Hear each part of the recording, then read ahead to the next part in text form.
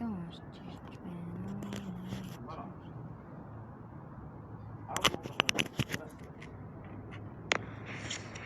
За одоо Хятад орж ирж байна.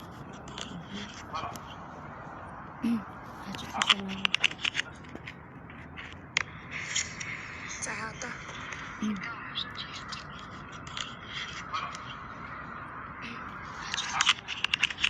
за эхлэх үү. За одоо Хятад орж ирж байна. сайн бацгаана уу арай минь Сайн байна уу? сайн байна уу? Тавлаа сайн байна уу? Нардаг өдрийн минь арай минь Сайн байна. арай минь. За дог нь хачаа. Өглөө цэгийн сайтын сэтгэл зүйчийн болон эхлэж байна. Подкаст маань сэтгэлийн боловсрол подкастын шинэ дугаар эхлэж байна. За подкастаа бид та бүгдийнхээ өсөлтөөр лайв хэлбэрээр явуулахар шийдсэн байгаа.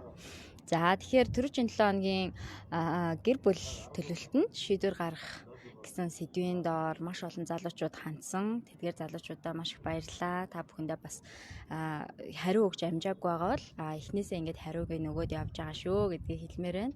За тэгээ өнөөдрийн сэдв бол бас маш чухал сэдв байгаа. Сэтгэл судлалын шинжилгээ ухаанд хамгийн чухлаар тооцогддог сэдвүүдийн нэг болох үнэт зүйл хэмээх сэдвийг өнөөдөр ярилцах болно. За тэгээд сонсогч, үзэгчд, уншигчдаа шеэрлээд яваарай. Сэтгэл зүйчийн зөвлөгөө явах гэж байна. Өнөөдрийн сэдв бол үнэт зүйл гэсэн сэдв байгаа. За үнэт зүйл дундаа хувь хүний үнэт зүйлийн талаар ярилцах болно. За тэгээд хувь хүний үнэт зүйл гэж юу юм, яагаад чухал юм бэ гэдгийг одоо нийт үзэгчдээ, фэйсбүүкчдээ хүргэх болно. За тэгэхээр үнэт зүйлийн талаар ярихаасаа өмнө үнэт зүйлийн баримжааллын талаар мэдээллийг үзэгчдэд өгье гэж бодож байна. За тэгэхээр үнэт зүйлийн баримжаалал гэдэг маань юу хэлж байна гэхээр бие хүний зүгээс ухамсарын болоод материаллык төвшөнд аливаа эд зүйлсэд хандж байгаа хандлага бол ерөнхийдөө үнэт зүйлийн баримжааллыг тодорхойлдог гэсэн. Жишээлбэл боловсрал маш чухал гэж үздэг одоо хүмүүс байлаа гэж бодоход тэр хүмүүсийн хувьд одоо сурч боловсрох боловсролын тогтолцоо, боловсролын одоо боловсралтай хамаатай зүйлсүүд бол үнэт зүйлсэд нь орж ирнэ. Харин материаллык зүйлсийг илүүх үнэт зүйлийн чиг баримжаад материаллык зүйлс рүү чиглэсэн бол одоо жишээлбэл байр, машин ч гэдэг юм те тэдгээр зүйлүүдийг илүү чухалчилж үздэг байх жишээ те. За тэгээ үнэт зүйл гэдэг маань хамгийн энгийнээр ойлгуулахад таны амьдралд хамгийн их ач холбогдолтой, хамгийн хэрэгцээтэй тэдгээр зүйлсүүдийг хилээд байгаа. Хамгийн энгийнээр бол тэгэхээр зэрэг одоо бүгдээрээ бодоод үзээрэй бидний амьдралд хамгийн чухал зүйлүүд юу байдаг вэ гэж хүмүүс янз бүрийн хариултууд хэлдэг л те. Тэгээд хамгийн нийтлэг зүйлсүүдийн дуртгал бол бидний амь нас байна, эрүүл мэнд байна, биднэрт олгогдож байгаа энэ цаг хугацаа байна. Хэдийгээр цаг хугацаа хүмүүст олгогдсныг хүмүүс ер нь бол таах боломжгүй, мэдэх боломжгүй байдаг тийм. За тэгэхээр цаг хугацаа бол маш их үнцэнтэй зүйлүүдийн маань нэг нийтлэг хүмүүсийн тийм ээ. За цаашлаа гэр бүл, боловсрал дотроо мэдлэг, чадвар, ур чадвар гэд ингээд ялгагдана гэх мэтчлэн ингээд тооцох юм бол маш олон үнэт зүйлсүүд байгаа. Гэтэл сүүлийн үед юу ажиглагдаж байгаа вэ гэхээр сэтгэл судлаач дээр ирж байгаа залуучуудын асуудлуудаас үзэхэд үнэт зүйлээ тодорхойлох, үнэт зүйлсүүдээ одоо тогтоож таньж мэдэх тэр зүйлд ерөөсөө залуучууд маань цагаа их гарахгүй байгаа юм шиг ажиглагдаад байгаа байхгүй. Яагаад тэгэхээр ерөнхийдөө үнэт зүйл гэхээр гэр бүл маань ч гэдэг юм уу нэг ерөнхий нэг суур зүйлүүдийг хилчээд яг өөрийнх нь амьдралд хамгийн чухал зүйлүүд юу вэ гэдэг тал дээр бүр цаг гаргаж бодохгүй байгаа асуудлууд бас ажиглагддаг. Энэ одоо ямар асуудал үүсэх юм бэ гэхээр ерөнхийдөө биеийн зөрчилд оруулдаг. Бие хүмүүсийг одоо бидний үзэж байгаа хүмүүс ерөнхийдөө бие хүн гэж нэрлэгдэж байгаа шүү дээ тийм. Тэгэхээр бие хүний одоо дотоод зөрчил явагдах тийм үнд суурь нь үнэт зүйлгүй байснаас үүсдэг. Бас нэг ойлголт байгаа. За үнэт зүйлийн тухай ярихад өнгөрсөн дугааруудад бид хоёр одоо 5 6 дахь дугаар нь явж байгаа тийм. Тэр дугаар бүр дээр үнэт зүйлээ олсон байна. Одоо тий чиний үнэт зүйл чи юу юм бэ? Энэ дээр тулгуурлаж шийдвэр гарнаа. Энэ дээр тулгуурлаж гэр бүл төлөвлөлт явагдана. Энэ дээр тулгуурлаж өөртөө их байдал чинь нэмэгднэ гэд яриадсан сэтгэл зүйч маань та бүхэн хэрвээ бүх дугаарыг үзсэн болвол за тийм учраас энэ удаа үнэт зүйлийн тухай ярилцж байгаа. За тэгээд үнэт зүйл хүн болгонд өөр байдаг бах те.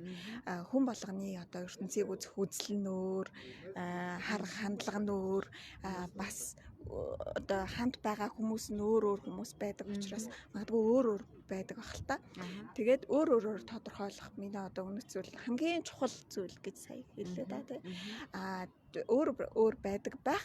Тэгтээ би одоо бүр хэлий гэд бодоод идэг байхгүй юу? За нэгдүгээрт миний үнэт зүйл бол амь нас юм аа. За бас цаг хугацаа миний үнэт зүйл юм аа. Гэвч үнэт зүйл амь нас хоёр одоо цаг хугацаа амь нас хоёрыг эрэмлээд үзвэл амь нас нь энэ тэргуунд байна. Тэгээд яагаад гат тээврийн ослол гараад байгаа юм бэ? Тийм. Тэгэхээр ингээд бодоод үзэхээр хэрвээ та үнэт зүйлээ зөв эренбэлж дараалаад үнэт зүйлэн дээрээ тулгуурлаад шийдвэр гаргах юм бол тэр шийдвэр илүү эрүүл байх болно. Илүү зөв шийдвэрүүд гарах нь тий. За маш чухал асуудлыг хөндлөө тий. Тэглгүй яг бид нар нөгөө үнэт зүйлээ яагаад оол гэдэг сэтгэл судлаачид үнэт зүйл яагаад чухал гэдэг гэхээр яг саяны ойлголт чинь байгаа байхгүй. Хэрвээ үнэхээр тухайн залуучууд миний амь нас хамгийн үнцэнтэй амь насаа одоо хамгаалах хадгалахын тулд би шийдвэрүүдийг гаргана гэд урд нь бодож исэн бол магадгүй яарахын оронд илүү нухацтай бодоод яаралгүйгээр магадгүй аян замд явах боломж бүрдэх байхгүй.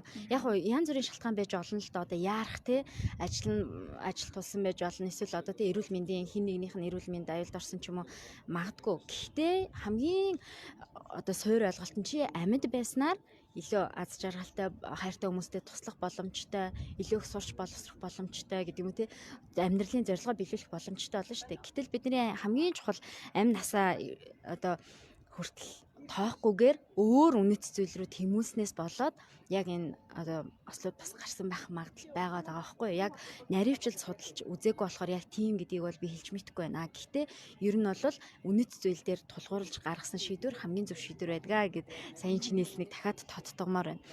За асуулт бол одоохондоо бол лайв дээр асуулт ирээгүй байна. За тэгээд үнэт зүйлтэй холбоотой асуултаа хэрвээ үнэт зүйлээ тодорхойлж амжаагүй байгаа бол үнэт зүйлээ яаж тодорхойлох вэ гэж бодож байгаа бол яг одоо лайвын доор комент хийгээд үлдээгээд асуух боломжтой шүү гэж хэлээ. За үнэт зүйлээ яаж тодорхойлох юм бэ гэд те энэ бидний үзэж байгаа хүмүүс дотор үнэт зүйлээ бүрэн сайн тодорхойлцсон маш тодорхой хүмүүс үзэж байгаа. Мөн бас тодорхойлж бас амжаагүй байгаа хүмүүс байж болно. Тэгэхээр зэрэг үнэт зүйл тодорхойлох маш олон аргууд байгаа. Сэтгэл судлаачтай ажиллах бас маш олон арга зүй байдаг. Түүнээс хамгийн энгийн одоо гэрийн нөхцөлд яаж үнэт зүйлсүүдээ ялгаж тодорхойлох вэ гэдэг тал дээр бүх хүн тохирч болох нэг бяцхан зөвлөмж өгье. За өөрийнхөө амьдралд хамгийн их ач холбогдолтой одоо хамгийн зөв гэж боддог, хамгийн сайн зүйл гэж боддог үнэт зүйлүүдээ эхлээд бүгдийг ингээд бичих хэрэгтэй байгаа. Нэг дэвтэр дээр өөрийнхөө тэмдэглэлийн дэвтэр дээр ч юм уу эсвэл те юун дээр ч яж болно. Ингээ бүх үнэт зүйлээ бичснийхээ дараа эхнээс нь хасаад явна. За яг энэгүй бол би амьдрч чадахгүй юу? Үгүй юу? Гэт ингээд эхнээс нь хасаа явна. За энэ байхгүй л бол одоо хэцүү юу би те амьдрахад хэцүү болох уу гэд ингээд энэ асуултыг асуугаад эхнээс нь ахуулаа хасаж явж агаад хамгийн бүр шүүгээд 5-ыг нь үлдээн. За мэдээж босдон чухал биш гэсэн үг биш. Харин таны амьдралд хамгийн голчлох 5 үнэт зүйлээ та эндээс шүүж авч чаднаа гэсэн. За ингээд энэ 5-ыг өөрийнхөө амьдралын зорилго, өөрийнхөө ойрын болон хитийн төлөвлөгөөтэй уялдаа холбоог нь харах хэрэгтэй. За энэ миний үнэт зүйлд тулгуурласан зорилго би өөрөө тавьж үгүй юу? Ойрын 5 жилийн төлөвлөгөөнд маань ойрын магадгүй хитийн төлөвлөгөөнд маань миний үнэт зүйлтэй холбоотой төлөвлөгөө орж үгүй юу? Гэт ингээд тунгааж үзэх хэрэгтэй. Гэт ингээд ер нь бол цаашаа явна. Тэгэд маш олон арга зүй байгаа. Гэхдээ яг одоо бидний үзэж байгаа хүмүүсээс одоо гар доорох материал ашиглаад гэх юм те хамгийн түрүү хийж болох арга нь энэ байгаа шүү. Чагсааж бичих юм байна тий. Эхлээд чагсаагаад тэгээд эренбэлж хасаад 5-ыг үлдээдэг. За үнэт зүйлийн тухай гээд юу байж болох вэ гэд би бас нэг чагсааж бичиж үзчихсэн л та. За тэгэхээр хүн болгондоос өөр гарч магадгүй л дээ. Санаа болгоод хэлэхэд За авьяас байж болно, агуу байдал, агууламж, ажилсаг байх, аз жаргалтай байх, алтар нэртэй байх, алсын хараатай байх, амар тайван байх, амбицтай байх, амгалан тайван байх, одоо амжилттай байх, аминч байдал, амлалт, амралт, чөлөө цаг байх, амьдрах чадвар, одоо анхааралтай байх гэд ингээд бүр ингээд аагаас яг хүртлээ ирэмблээд тий бичиж болж байгаа юм л та. За ингээд дурдах юм бол за байгууллага, бахархал, баялаг, баяр асгалан, бие даасан байдал, бие даах чадвартай байх, бие болгох бодит байх гэдэг ингээд үргэлжлээд явж байгаа. Дасан зохицох, дүгнэлт хийх чадвар, дэмжлэг үзүүлэх, ёс зүйтэй байх, тэ инновацлог байх, итгэлцэл дээр амьдрах, тэ итгэл даадаг хүн байх, итгэл найдвартай, итгэл үнэмшилтэй хүн байх гэдэг. Ингээд зөндөө энийг хардаа. Тийм ээ, маш идэвхтэй бичсэн байна тий. За өрмөц байдал. Чи энийгээрээ гоё нийтлэг үзэл гээд санаа өгвөл болох юм шүү залуучууд. Ер нь юуг үнэт зүйлээ гэж бичих юм бэ бас гайхдаг хүмүүс байдаг баггүй одоо яг ямар байдал ч одоо үнэт зүйл юм бэ гэ тий. Одоо жишээлбэл Зулагийн бичсэн байгаа эдгээр үнэт зүйлүүд бол яг ухамсарын түвшний оюун санааны түвшний одоо заан чанаар ч юм уу тий дандаа ухамсарын түвшнийх ба. Бас материалыг байж болно. Заавал материалыг зүйл бичснээрээ тэр хүн одоо нөгөө эд хөрөнгөнд шуналтай ч юм уу тийм биш. Угаасаа бидний амьдралд материалыг зүйл хэрэгтэй шүү дээ. Дан оюун санаагаар амьдрдаг хүн энэ ороо дээр одоо бараг л байхгүй бах тий. Тэгэхээр чи материалыг зүйлээч бичиж олно, оюун санааны зүйлээч бичиж олно. Тэгээд эдгээрээсээ хамгийн хэрэгцээтэй суур ойлголтуудаа ялгаж авна. За материалыг зүйл гэсэн дээр бидний үндсэн хэрэгцээ хангагдсны дараагийн хэрэгцээ хангагдаж хөгжлийн шат явдаг гэж манай шинжилгээ ухаан үздэг байхгүй. Жишээлх юм бол одоо орон байртай байх хэрэгцээ маань хангагдаагүй жиж бид нэр амар тайван байдлын тухай ч юм уу те тансаг байдлын тухай одоо мөрөөддгүү гэсэн үг. Тэгэхээр зэрэг эхний хэрэгцээ хангагдсны дараагийн ажиллах хэрэгцээ ч гэдэг юм уу өөрийгөө батлаж харуулах хэрэгцээ ч гэдэг юм уу ингээд дараагийн шатны юмнууд нь явдаг учраас материалын хэрэгцээ яалтчгүй орж ирнэ материалын үнцээс яалтчгүй байдгаа гэсэн үг. За тэгээд сая нөгөө зөвхөн оюун санааны чагсаалтууд гэдгсэн тэн дээр бол за гэр бүл орж ирэн тий эцэг эгч дүү ах дүү за дээрээс нь нөхөр эхнэр хүүхэд гэд орж ирнэ үнд хүмүүс байна орж ирнэ. За тэгээд эдгээрээс ингээл чагсааж очиж байгаад л за хамгийн одоо чухал нь гээд явах юм байна тий эхнээс нь ингээл хасаал явах нь шүү дээ. Тэгээд энэ дээр бас амьдралын салхи гэдэг нэг сэтгэл зүйн тасгал байдаг л да сургалтын дээр хүмүүсээр ажилуулдаг. За энэ дээрээс бид нар яг амьдралдаа үн цэнтэй зүйлдээ ерөөсөө ач холбогдол маш бага өгд юм байна гэдгийг хүмүүс олж хардаг тасгал байдаг. Хайртай хүмүүстэй угаасаа л хайртай юм чинь ингээд өдөр болгон тэр хүмүүс хайраа мэдрүүлдэг. Өдөр болгон халамж анхаарал тавьдаггүй ч юм уу те. Энэ их завгүй амьдралд магадгүй ажилласаа хичээлсээ тийм ээ завчлаа олдохгүй бас тийм одоо алдаанууд хүмүүс ер нь бол гаргадаг. Энэ нь гэхдээ одоо зөв гэсэн үг бас биш. Гэр бүлтэй хайртай хүмүүстэй хамгийн үнэт зүйлстэй хүмүүс цагаа илүү их гаргаасай гэж хүсэж байгаамаа. Хайртай хүмүүстэй цаг гаргах нь заавал тийм их мөнгө материалын зүйл ордоггүй. Тэр хүмүүсийг хайрладаг, хүндэлдэг, итгэдэг тэр одоо итгэл одоо үнэмшлээ тэр хүмүүст хэлэхэд л хайртай хүмүүс чинь баярлаад хайрын хэрэгцээ нь хангагдчихэдэг байна шүү дээ. Тэгэхээр өдөр тутмын амьдралдаа бид нар ер нь хайртай хүмүүстэй бас тодорхой хэмжээний цагийг гаргадаг байх хэрэгтэй. Яагаад тэгэхээр үнэт зүйлийн хамгийн суурь нь бидний гэр бүл, бидний хайртай хүмүүс байгаа шүү дээ. Яг хүмүүсийн одоо тоноод үлддэг нийтлэг үнэт зүйлийн хамгийн нэгдүгээр төрөмлөгддөг зүйл нь те. Угаасаа хүнийг юутай ч зөрсөж болохгүй. Юу ч хүнийг оролдгүй шүү дээ. Хичнээн мөнгөтэй байсан ч, хичнээн нэр алдартай байсан ч хүнийг хизэж хүн орлохгүй л байхгүй юу хайртай хүмүүсийн те. Ээж аавын, ханийн, үр хүүхдийн. За тэгээд үнэт зүйлээ тодорхойлоод гаргаад ирсний дараа за 5-аас 10 байж болох юм тий. Хүн одоо эд материаллык зүйл болоод оюун санааныхаа үнэт зүйлийг тодорхойлоод 5-аас 10 байж болно. Тэгээд миний бодлоор ингэж боддог байхгүй. Хэрвээ үнэт зүйлээ тодорхойлоо гаргаад ирсэн байхад гаргасан шийдвэр нь илүү одоо бодиттой байдаг. За тэгээд хамгийн гол нь тухайн гаргасан шийдвэртээ тэр хүн үнэнч байд юм болов уу гэж боддог байхгүй. Яг тэгвэл би үнэт зүйл дээрээ тулгуурлаад шийдвэрээ гаргасан учраас тэр шийдвэртээ илүү одоо үнэнч байж тэрийгээ те заавал гүйцэлдүүлэхийн төлөө тэмцдэг ч юм уу ийм байдгийн болов уу гэж боддог. Яг шинжлэх ухаан талаас нь тайлбарлах. За үнэт зүйлс бол ерөөсөө одоо бүх юмний суур гэж хэлж болно. Яагаад ингэж хэлж байгаа юм гэхээр үнэт зүйлээс хүмүүсийн сэтэл тэмүүлэл, зориг ургаж гардаг. Амьдралын зорилго нь амьдралын одоо юу руу тэмүүлж байгаа тэр сэтэл тэмүүлэл нь ургаж гарна. Цаашлаад боловсролын байдал нь хүртэл үнэт зүйлээс хамааралтай байхгүй. Гэр бүл бас нөгөө ээж аваас үнэт зүйл өвлөгдөх магадлал хамгийн өндөртэй зүйлсүүдийн одоо хийсвэр ойлголтуудын нэг нь үнэт зүйл байдаг. Жишээлбэл аав ээж хоёр нь маш шудраг айлын хүүхдүүд хөвчлэн шудраг хүмүүс болсон байдаг. Яагаад тэгэхээр тэр гэр бүлийн үнэт зүйл нь шудраг байдал байхгүй юу? Тэр үнэт зүйлдээ тулгуурлаж хүүхдүүдээ хүмүүжүүлж байгаа байхгүй юу? Хүүхдүүдээ ярилцдаг, эргээд шудраг байдлыг нэгтдэг байхгүй юу? Зүгээр энгийн харилцаан дотор. Тэгэхээр зэрэг эцэг эхчүүд маань бас бодох хэрэгтэй. Ямар үнэт зүйлийг би хүүхдэд өвлүүлэх ёстой юм бэ гэдэг талаар тий. За тэгээ түрүүн боловсрал гэдээ ярьсан. Боловсрал дээр жишээлх юм бол тий үнэт зүйлийн баримжаалал нь боловсрал маш чухлаа. Боловсрал их чухал юм байна гээл эцэг их нь ботцсон байхад хүүхдүүдэд яаж яж байгаа л сургууль сургадаг. Хүүхдүүд нь ч гэсэн боловсрал эзэмшиж би өөрийгөө энэ амьдралд авч явах юм байна гэдэг ойлголтоо бас хардаг байгаа. Тэгэхээр зэрэг өмнөд зүйлээс ингээл бүх зүйл хэлж байгаа байхгүй юу? Амьдралын зорилго нь, сэтэл тэмүүлэл нь, одоо өсч хөгжих боломж нь цаашлаад үнэт зүйл чинь таны нийгэмд эзлэх байр суурийг тодорхойлдог гэсэн. Дан байдлаар нөлөөсөөр хагаад тодорхойлох нь шүү дээ. Тэгэхээр зэрэг та ямар хүн байхыг хүсэж байгаа, нийгэмд ямар байр суурь эзлэхийг хүсэж байгаа, тийм хэмжээний л үнэт зүйлийг үнэт зүйлтэй байх хэрэгтэй байгаа байхгүй юу? Эхлээд байр суурь эзлэх ч юм уу те нийгмийн байр суурьа бодоод байвал эн чинь биелэх магадлал маш бага. Яг тэр нөөс хойр байхгүй. Тэр бүх юм чинь учир шалтгаантай, үндэс суурьтай байгаа байхгүй юу? Хамгийн үндэс суурь нь та үнэт зүйлээ маш зөв тодорхойлоод, би маш шудраг хүн байх хэрэгтэй, маш зөв хүн байх хэрэгтэй, боловсрж хөгжих хэрэгтэй ч гэдэг юм уу те. Одоо үнэт зүйлүүдээ боловсролын үрээнд ч гэдэг юм уу тодорхойлоод зөв хүн байх тухай асуудлыг хөндөж тодорхойлсон байх юм бол та нийгэмд төдий чинээ тийм дүр зурагтай л хүн харагданаа гэсэн үг байгаа. За сэтгэлийн боловсрал сэтгэл зүйчийн зөвлөгөөний подкаст маань энэ удаагийн дугаараа лайв хэлбэрээр явж байна.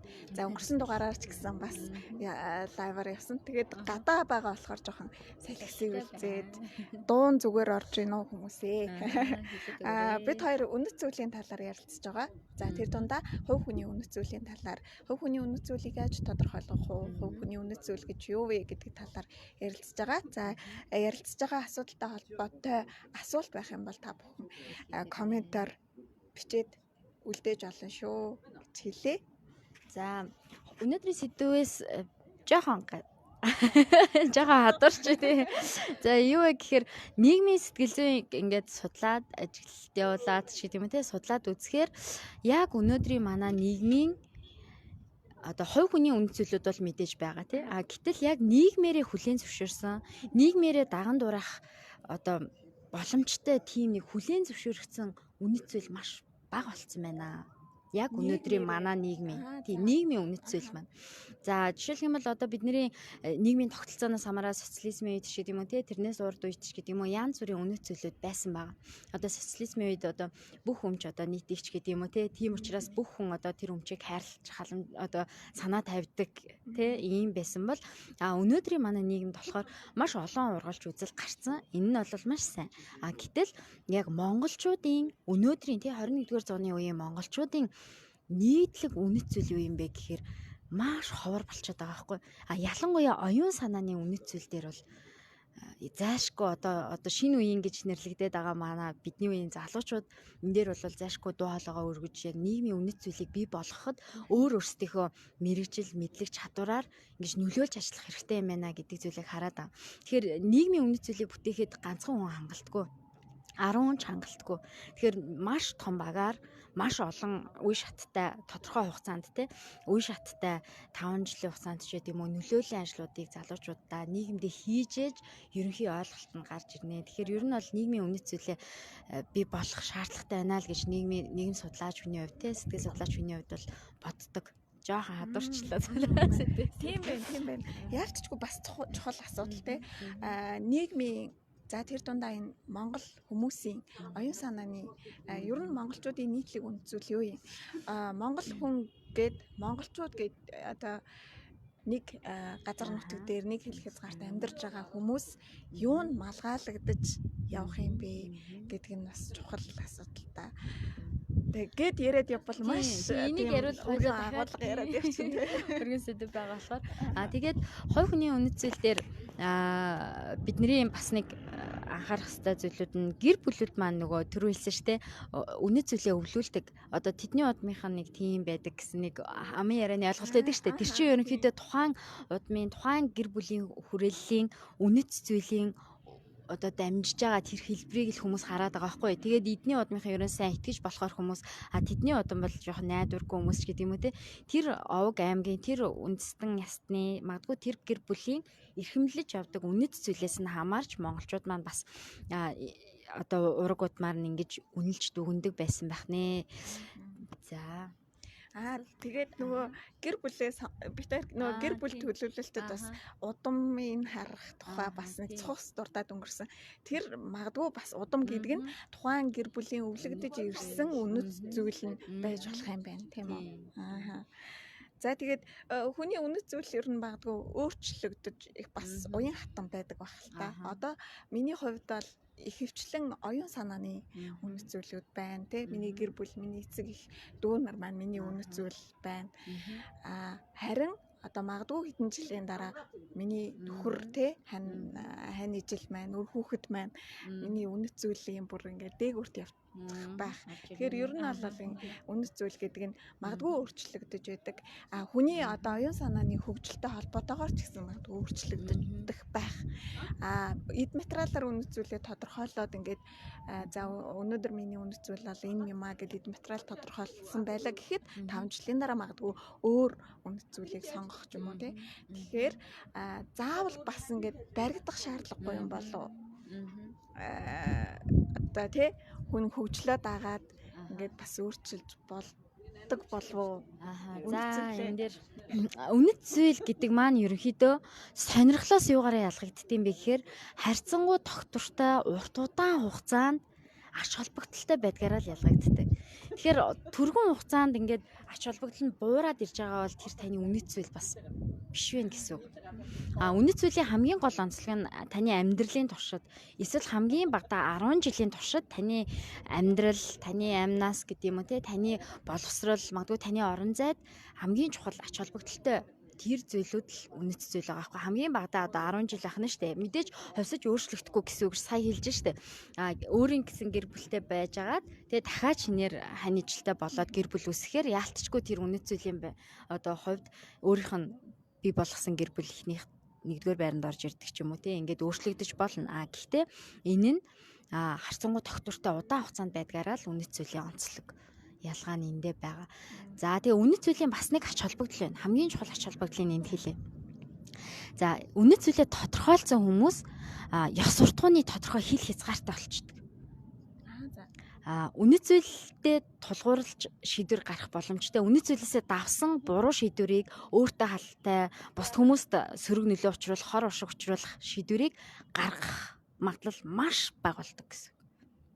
Санамсаргүй тохиолдлоор ч юм уу бас байж болно тий. Харин ер нь бол бидний ёс суртахууныг тийм ээ зан чанарыг ингээд нэг юм хил хязгаартай болгож өгнө гэсэн үг. За би шударга зан чанарыг үнэт зүйлээ болголоо гэхэд би худлаа ярих боломжгүй байхгүй юу? Худлаа ярьлаа гэхэд маш жижиг зүйл дээр эсвэл хаяада нэг худлаа ярих нь шүү дээ. Тэрнээс шударга зан чанар миний үнэт зүйл биш гэж би үзсэн бол би худлаа ярих боломжтой байгаад байгаа байхгүй.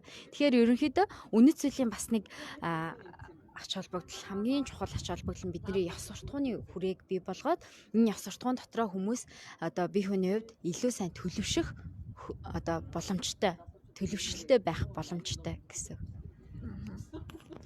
За баярлалаа. Тэгээд сэтгэлдлүүд байна шээ. За сэтгэлдлүүд бас байна. Хай гэсэн байна. Хай.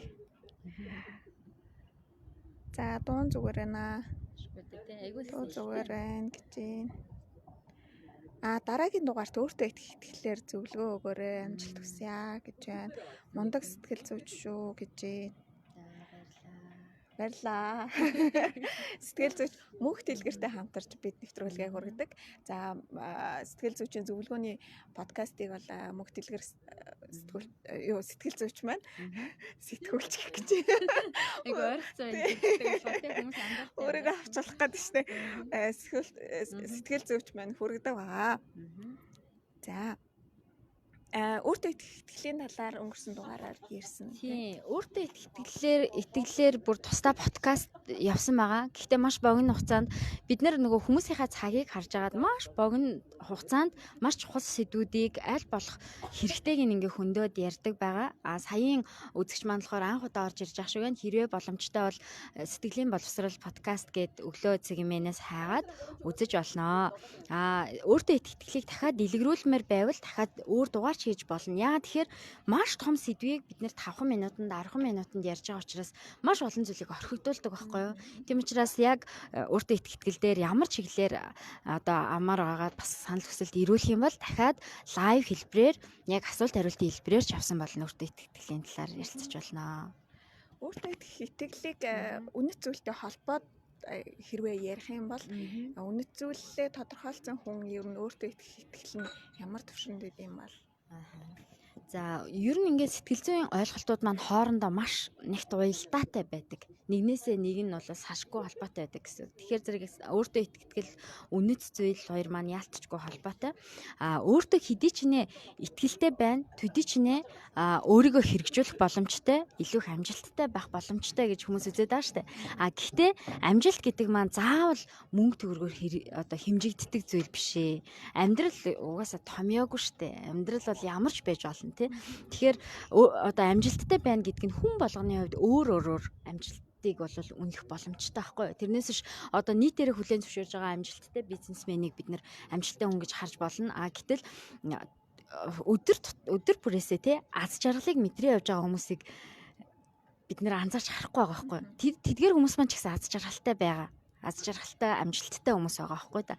Тэгэхээр бидний хувьд бол амжилт гэдэг маань ерөнхийдөө харьцангуй ойлголт хүн болгоны хувьд өөр байж болно. Тэгээд өөртөө итгэлтэй байх тусам та амжилттай байж чадна. Ямар ч хэлбэрээр амжилттай байж болох нь шүү дээ сая хэллээ тий. Тэгэхээр өөртөө итгэлтэй байснаар бол бас бүх юмний суур гэд подкастаа бас дурдсан байгаа. За үнэт зүйлээ зөв тодорхойлсон хүн бол өөртөө итгэлтэй байх боломжтой. Төрөөс нөгөө шудраг зан чанар дээр яриа л та тий. За миний одоо хамгийн үнэт зүйл шудраг зан чанар орсон байлаа гэхэд би өөртөө итгэл маань одоо би болох боломжтой байгаа байхгүй шудраг байдлаар шудрагаар тий. Тэгээ өөртөө итгэлийн хамгийн гол одоо анхаарах зүйл нь бусдаас 40% хамаардаг, өөрөөс 60% хамаардаг байхгүй. Дотоод одоо хувийн онцлогоос төрмөл онцлогуд байгаа, үүсмэл онцлогуд байгаа. Тэгээ тэдгээр зүйлүүдээс маань 60% хамаарна. Харин чамаас хүрээлэн байгаа орчноос бол миний өөртөө итгэл бас 40% хамаардаг гэж үздэг. Манай нийгмийн онцлогт болохоор бусдын өөртөө итгэлд, бусдын үнэт зүйлд маш бүдүүлгээр халтдаг нэг алдаа байх. За тэр нь яадаг вэ гэхээр чи өнөөдөр айгүй сонио харагдчихээн. Чи угаасаа юу ч чаддгүй шүү дээ. Тэр угаасаа л нэг хачаа амтан байсан гэлтэй ингээд залуучдын донд тий.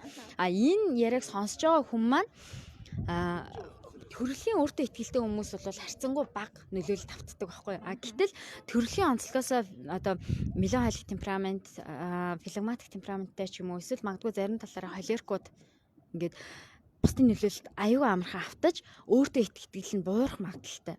Үнэт зүйл ч гэсэндээ ийм сони юмыг үнэт зүйл гэж бодоод тахтай яа гэж бусдын үнэт зүйлийг хүлээн зөвшөөрөхгүйгээр бүдүүлгээр халтах нь бол маш том одоо сэтгэлийн боловсралгүй сэтгэл зүйн мэдлэггүй байгаа илрэл юм шүү. Тэгэхээр та бас бодоод үзээрэй. Эргэн тойрныхандаа найз нөхөд гэр бүлийнхэндээ үнэт зүйлийг нь цаашлаад өөртөө итгэлт нь дэмжлэг урам өгдөггүй эсвэл тэдгээр зүйлүүд нь маш бүдүүлгээр халдаж сэтгэл зүйн хувьд боловсралгүй хүн шиг аашилдгүй гэдгээр нэг тунгаагаад үзээрэй. Ер нь одоо маш олон зүйл дээр залуучуудын сэтгэлгээ өөр болж штэ. Сэтгэл зүйн боловсрал бол маш чухал юм байна гэдгийг ойлгодог болсон тий. Тэгэхээр сэтгэл зүйн боловсралтай хүний хамгийн ихний хийх зүйл бол хажууд хүнээ байгаагаар нь хүлээж авах. Байгаагаар нь л хүлээж аваад хүндэтгэх, үнэт зүйлийг өөртөө итгэлийн хүндэтгэх. Тань таалагдахгүй байж болно. Бүх хүн таалагдах албагүй байхгүй да. бид нэр бусдад таалагдах гэж энэ ороо дээр төрөөг. Тэгэхээр зэрэг таалагдахгүйсэн ч гэсэн хүндэлж чаддаг тэр боловсрал биднэрт маш чухал хэрэгтэй байгаа. Хүлээн зөвшөөрөх гэдэг зүйл байгаад байгаа. Хүлээн зөвшөөрдөг болчихвол илүү амарч юм шиг тий. Өмнө нь бол одоо шууд илэрхийлдэг хүлээн зөвшөөрдөггүй. Дараа нь төвчд сурдаг юм шиг надад санагдаж байгаа. Одоо тий ингээ ууштай санагдсан. Тэгээд сүүлдээ хүлээн зөвшөөрдөг сураад тэр нь бүр сэтгэлд үнэхээр амар санагдчихж байгаа юм тий. Ингээ харагддаг тий. Өөрийнхөө сэтгэлээ Ямар ч тийм бухимдалгүй тий. Тийм нөгөө үндэ ч гэсэн одоо бүдүүлэг алдаа одоо тий атак үг хэлэхгүй нэ штэ тааламжгүй тэр хүнийг сэтгэл зүй таагүй байдалд оруулах чи муухай харагдаж чинь чиний үнэт зүйл муу байна жижигэн мөрөөдж чинь ч гэдэг юм тий ингэж хэлснээр нөгөө хүнд маань ямар нөлөөлөл очдөг вэ гэдгийг бас бодож үзчихээж одоо үгээ хэлдэг байх хэрэгтэй байна. Тэгэхгүй бол нөгөө сэтгэл зүйн зөвлөгөө авч байгаа хүмүүс дээр маань яг энэ нөгөө нийгмийн нөлөөллөөс шалтгаалаад өөртөө итгэл нь буурсан үнэт зүйлээ те энэ яг үнэтэй зүйл муу юм уу биш юм уу бүр цаашлаад ингээд амьдралын утга учир алдагдах мэдрэмжэд хүртэл очсон хүмүүс ирдэг байхгүй энэ ерөөсөө бидний бүдүүлэг байдлаас л болж байгаа бид нар нэг нэгнээ хүндэлдэггүй хайрладаггүй аманд орсон үгээ хизээ дуртай үедээ хилдэг энэ байдлаас болоод бидний эргэн тойронд байгаа хүмүүсийн сэтгэл зүй тэр хэмжээгээр гэмтэж байдаг шүү. Тийм учраас аль болох урам дэм сайн сайхан үг хэлж чадахгүй л инээмсэглээд тэр хүний оршихуйг нь хүндлээд өөрийнхөө сэтгэл зүйн тайван байдлыг бас бий болгоод ингээд инээмсэглээд өнгөрч явах хэрэгтэй байгаамаа. За баярлалаа. Тэгээд хоёлаа зөвлөгөөгөө ингэсгээд өндөрлөх үү. За тэгээ. За үнэт зүйл дээр өөр асуумаар байсан зүйл байгаа юу зулаа? Үнэт зүйл дээр тий сая нэг юм санаанд орсон. Одоо миний үнэт зүйл юу вэ гэдэг ингээд тодорхойлсон нөхцөлд яаж хамгаалж гардаг вэ гэхээр за би өөр дээрээ жишээ аваад ирчихэл жоох юу ч юм уу. За яах вэ? За заримдаа би тийм жоохон итгээд ингээ хуцалдаг. Одоо юу гэдэг юм бэ? Би одоо хизээч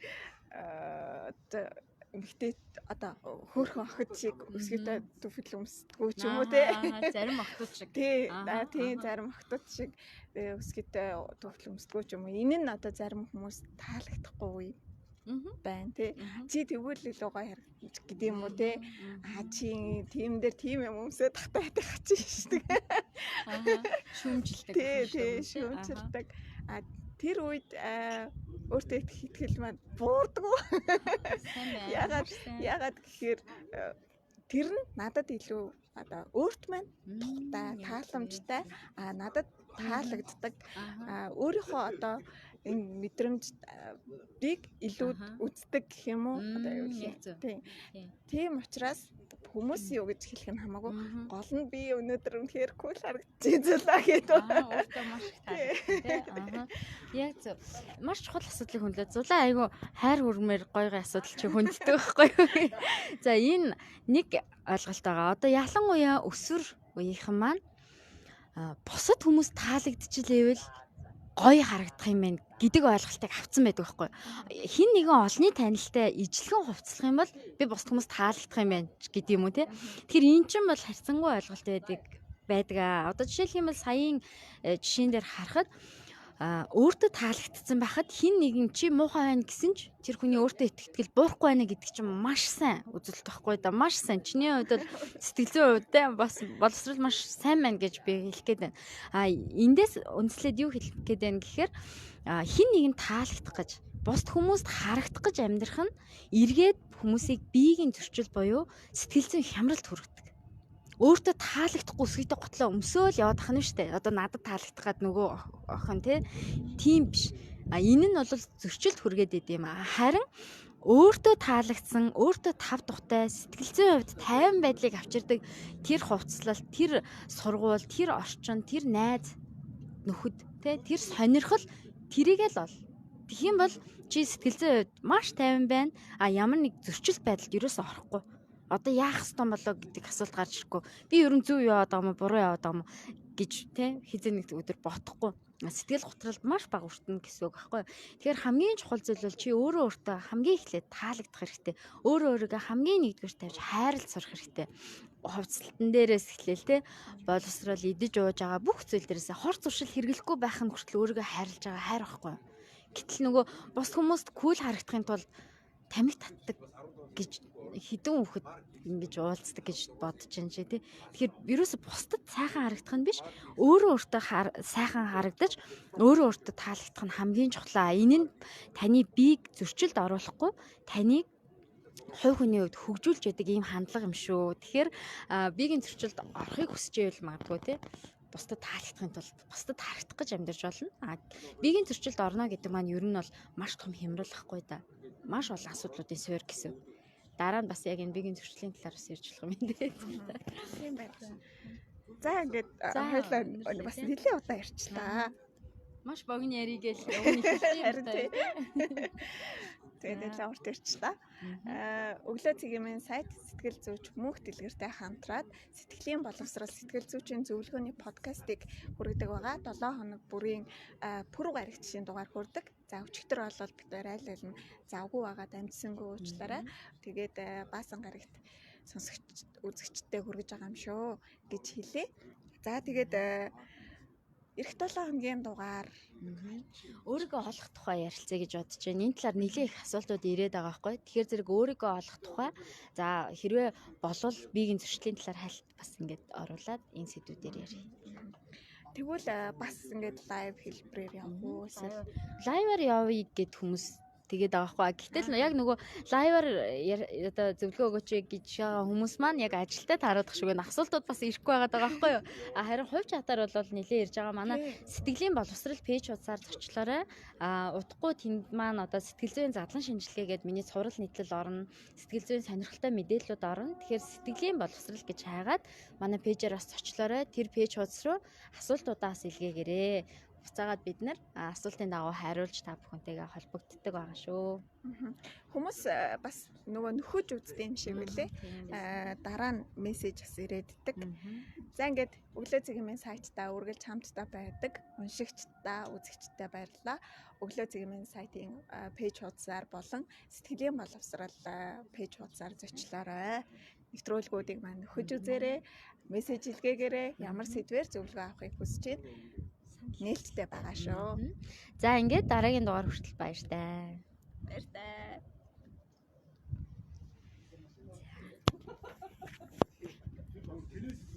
Айгуу салхитай л тий.